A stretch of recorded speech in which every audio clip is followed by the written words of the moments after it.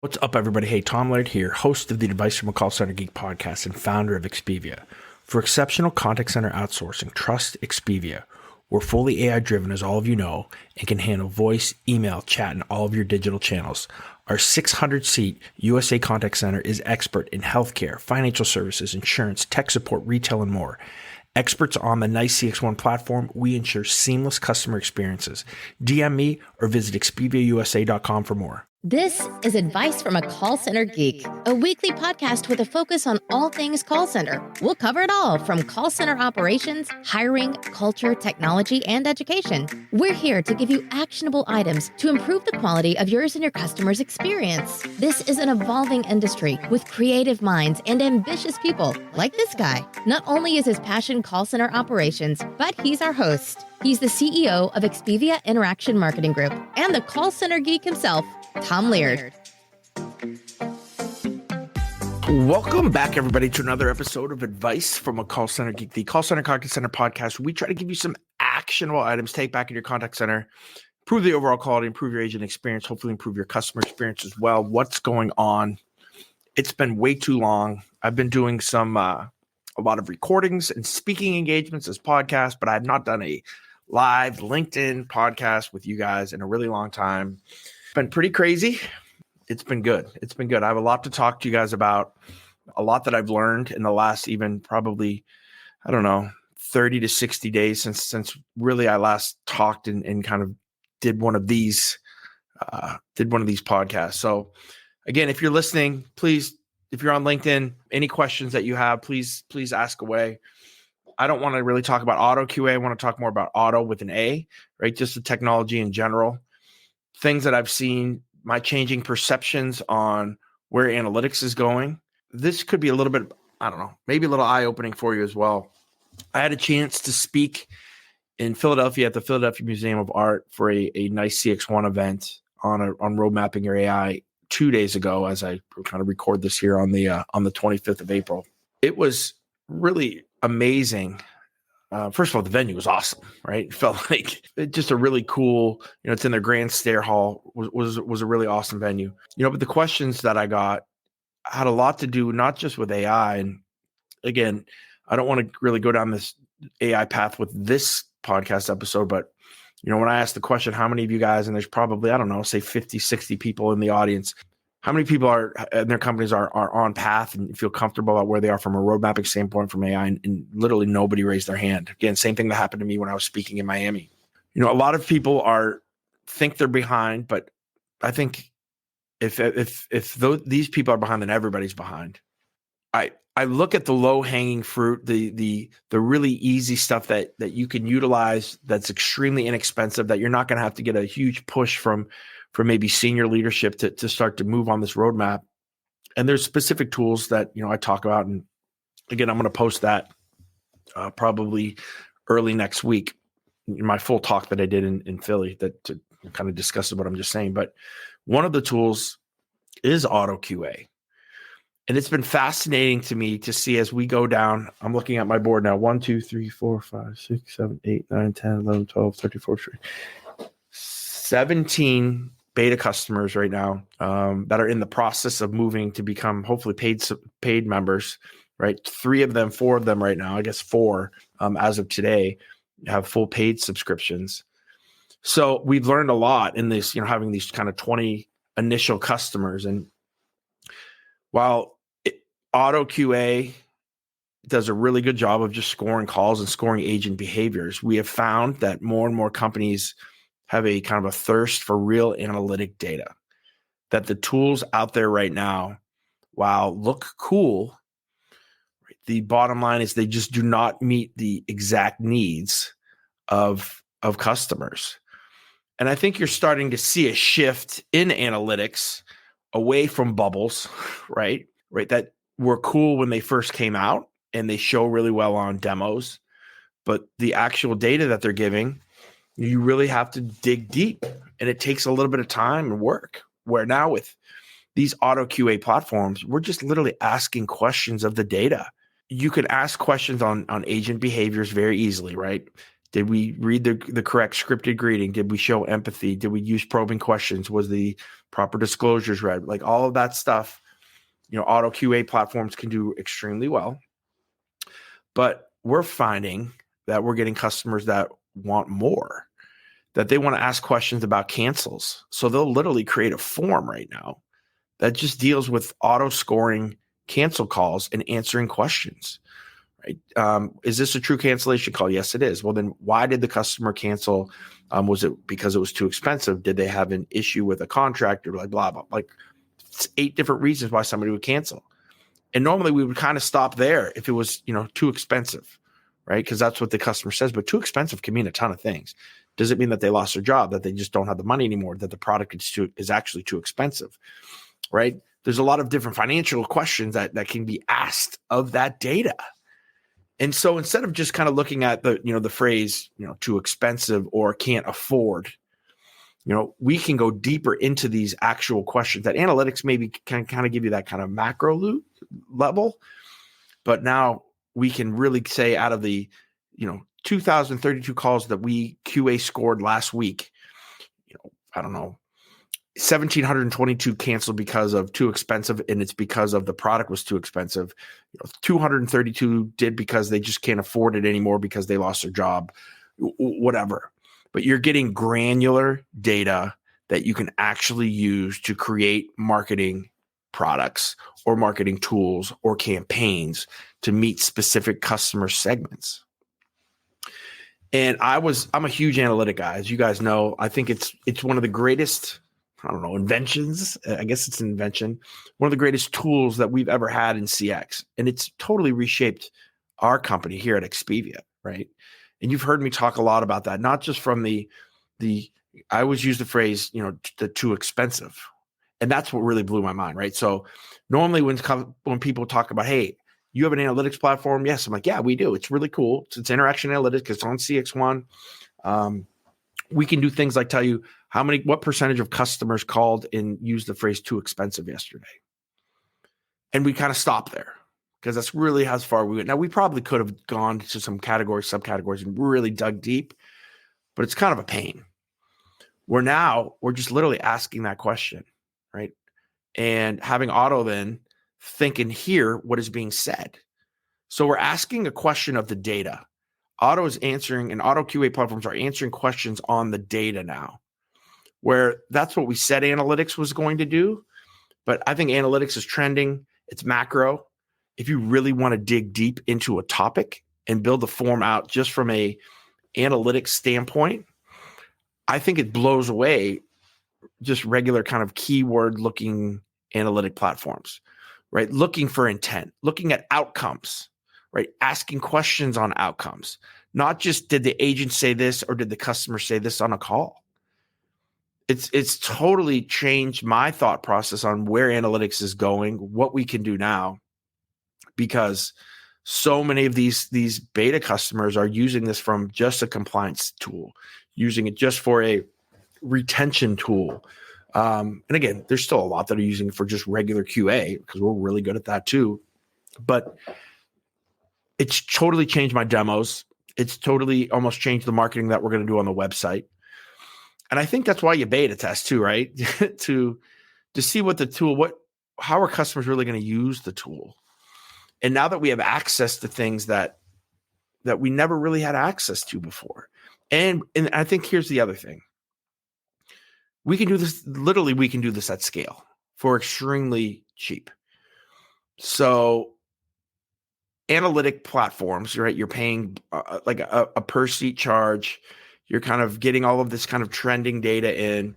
Extremely useful. Still love it. Like, not saying that there's not a use case for it, right? But especially if you're a smaller contact center, like let's say that you do, I don't know, say 1,000 or under calls a day, right? You could pretty easily, score a vast majority of those calls and ask the actual questions. Like, how many times again have we even look at analytics, or we talk to the analytics person who's in charge of that and try to get questions, and they kind of give us answers, but it's a little general. You're not really sure on what percentage of the calls did those really happen. Was it all right? And now there's no more debating it. You know exactly how many calls you did. You know how many times they said that on a call. You're asking questions. So we're not looking for just did they say these specific words, but was the intent to do this? Did somebody say, hey, I've lost my job, right? We don't have to look for the keyword lost my job. The AI understands that this is the reason why they have to cancel. So it's almost like talking to a human and asking a human being the same questions that they would listen to on a call, but doing it at mass amounts of scale. So at this second, and I see, I know CX1 is doing it, and I have not demoed all AI kind of analytics platforms, but I think it's I don't think it's called Enlighten Actions. I think that's wrong. But anyway, they have a tool that basically just looks like a Google search bar that you literally just ask questions to. And I think that's a really cool, that's where analytics, hardcore analytics is moving to. Not everybody has that yet. I think it's pretty expensive. So I don't think that, auto QA platforms are going to be the end, but we're a bridge, right, to get to where the analytics of tomorrow is going to be. Because this is a step, I think, above what analytics platforms are doing, because you're digging into the data that now here's the one thing that analytics does do better, right, is they can tell you things that you don't know, right? So if certain trends come up, if there's, maybe an email went out and you start to get like these weird calls coming in, right? You can do proactive customer support with that, right? Still a use case. Auto QA is not going to be great at that. But if there's specific things, and I think for the most part, that's what we want to know, right? We want to know, why are customers buying? What do they like? What do they not like? Why are they canceling? Like all of these type of questions we can put in and literally score and say yes or no. Did these happen? And then just kind of take all of that data and make it an extremely useful tool. So it's pretty crazy. And the thinking around here has totally changed. And I think that, auto QA can be something that's absolutely amazing as people start to, I think, trust the data a little bit more, trust the aspect of how a LLM is scoring and listening to calls. But it's been a really cool journey to kind of go through this process, figure out the prompting aspect, figure out how things can be heard on calls, right? I kind of call it, seeing the unseen. I think, the best example I have is there's one client that we're doing a proof of concept for now, that when a customer calls an agent, the customer on file has to give their name, like their member ID, their phone number, address, something like that, like 3 pieces of information. But only the customer on file can do it, not a third party. But if the customer on file gives that information, a third party then can take the call over, like maybe their son or their daughter, something like that. So again, how do you figure out prompting like that? Like, it's been amazing. Like, we've been able to kind of figure out basically by what's being said on the calls and things to kind of listen for, not specific keywords, because keywords you're going to lose out, right? You have to look at intent, right? You have to look at outcomes. And if you think of it through the lens of intent, what are they intending to do? How do we kind of listen for what the end result is? What do we want this to look like at the end? And then kind of work back. We've been able to do some really cool things from that aspect. I think, one other thing with this is I want people to try this stuff out, right? You don't have to buy it, but I think that this is an unbelievably cool use case for what AI can do very quickly to an organization, how it can kind of change the data that we're utilizing, the data that we're looking at, the efficiencies that we can have. Like, it is just an amazing, auto QA is an amazing tool in customer experience because it checks all the boxes, right? More data, less people, less expensive, better product, quicker, right? No learning curve. I just want to make sure that people that are doing the auto QA are doing it the right way, right? Because it is not a plug and play thing, right? it's taken us 7, 8, 9 months to figure out the proper prompting for a lot of the stuff that are on the regular aspect of a form, right? It takes a little bit of time if there's something proprietary to a customer to make sure that we're hearing for that or listening for that specific outcome, right? And I get really worried when I see just kind of, upload your form and we'll figure it out, or like it's instantly ready to go. Because I think you're not going to have as much success as if somebody's really taking the time to kind of build this thing out. We're willing to do that, right? This is kind of all we're doing, right? We're just auto QAing. So I think any of the, bring me your regular, but give me your unique, right? Try to think of some things that you can pull from the data that you've always wanted. I think, coming to an organization like Auto QA, like our Auto, OTTO, we're willing and wanting to do those kind of really cool things. So again, I think there's a place for regular traditional analytics, but I think it's going away quickly. And I think once you see the power of asking questions to data, which is what ChatGPT and Claude 3 Sonnet do extremely well, but using APIs to do it at scale, then we have a tool right now that I think, for a snapshot in time, because I'm not naive to think that this may progress pretty quickly, but for a snapshot in time, you can get some unbelievable insights into your customers, into your agents, into what is actually happening. So I don't know. It's really blown my mind. I've been really excited about all the work that we've done on this. I think the customers that we've had have been excited. Nobody's left us, right? Like, so everybody's going through the beta. The only thing that we stink at and we're not good at is data on screens, right? That's coming. But, at this point, if you have to, click a box on a CRM, or, did they input the address exactly correctly? Like, we don't see that yet. We just see kind of what is happening on calls, what is happening on transcripts. So it's basically emails, voice, chat, any type of IT tickets, help desk tickets, any of that stuff that there's actual data from that we can kind of get our hands on and either create transcripts or have a transcript for. Then we can rock it. So again, thank you guys. Again, not a huge long podcast, but something just of interest of me. I'd love for you guys to check it out, even if you're just utilizing the desktop of ChatGPT. Be careful because it's not as secure, but to kind of play around with scoring and asking some questions of your transcripts, right? Upload a very vanilla transcript and start querying it, right? And then think about, wow, what if I did this at scale and had a ton of questions to ask, and we were doing thousands of these a month? What insights, what data, how much would that be worth? And I think now it's all within the realm of cost for a smaller contact center that's 20 seats up to, those enterprise guys as well. So again, if anybody is interested, just head over to the OTTOQA.com. Again, OTTOQA.com. If you don't want to set up a demo with me right now, that's fine. But on the pricing page, there's just a video demo. It's like 11 minutes so that you can kind of get an idea of what we're doing. But please, even if you're not interested in buying or doing anything right now, I'd love to show it to you. I'd love to get as much feedback as I can from everybody. And we'll keep trucking down the road.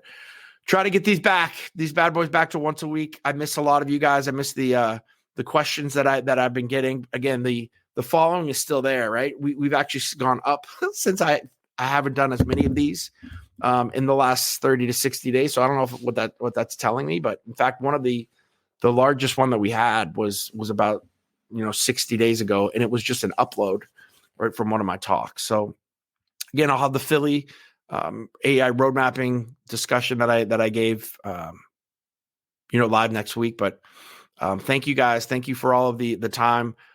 Love to talk to some of you on the auto QA stuff. Love to talk to some of you guys on the Expivia stuff. If you're looking to outsource your contact center, we throw auto QA right into it. So it's full QA of pretty much 100% of your calls for no cost.